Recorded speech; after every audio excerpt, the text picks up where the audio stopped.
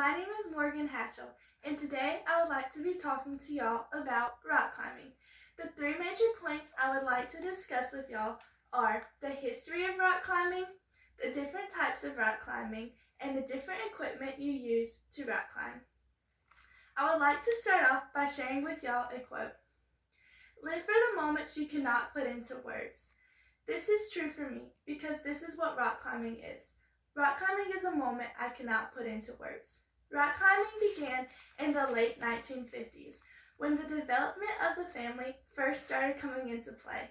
You would have the father who took care of working in the household, while the mom took care of cooking, cleaning, and taking care of the children. The children's main focus was school. Rock climbing began when people decided to rebel against this stage. There were three major parts of the history of rock climbing: the Golden Era, the Stone Masters Era, and the Stone Monkeys Era. The first era, the Golden Era, had two major people involved. Their names were Royal Robbins and Warren Harding. Royal Robbins was the first to descend El Capitan, a major peak in Yosemite Valley National Park.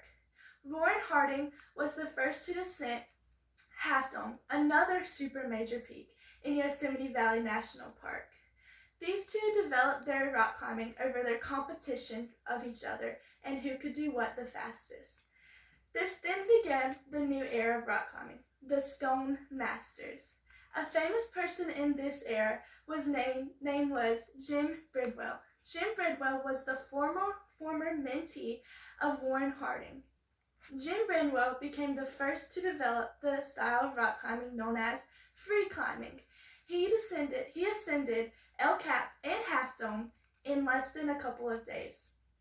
The next era we would like to talk about is the Stone Monkeys.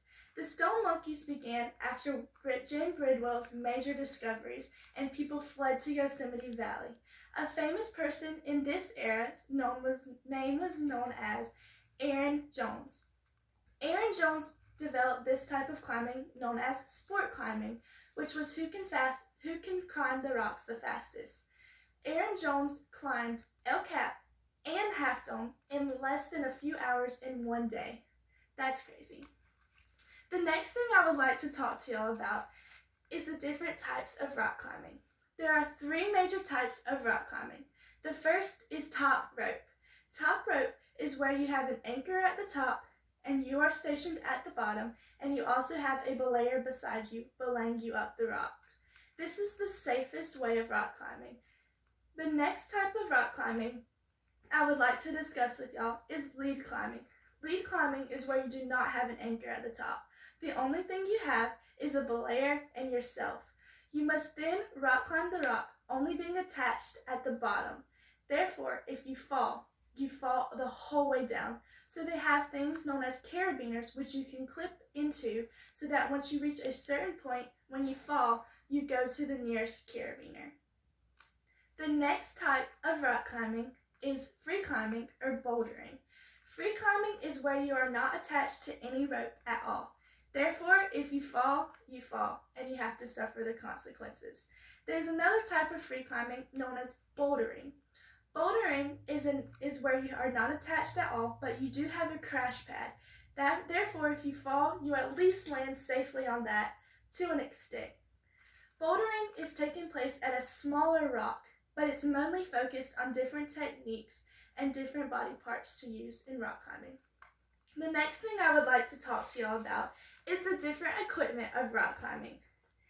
The first thing we have is our harness. This is what keeps you attached and safely in place and helps prevent from a fall. The next thing we have are your shoes.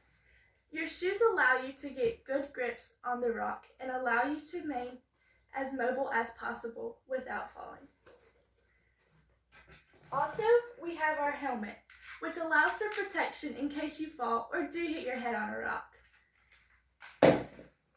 We also have our chalk bag. This allows you to get good grip on the rock for when your hands are sweaty or when you've just been going through a long route.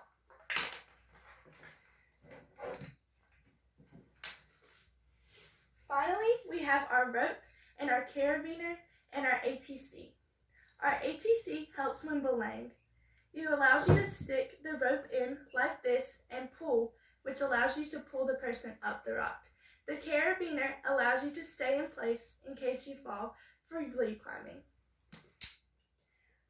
I would like to conclude with asking the question, why go rock climbing? Well, rock climbing is a great source of exercise. It also allows you to gain a lot of strength by using your forearms and legs. It also allows you to experience the beauty of God's creation from the highest point. I'd like to end with a quote. Climb mountains, not so the world can see you, but so you can see the world. So why would you go rock climbing?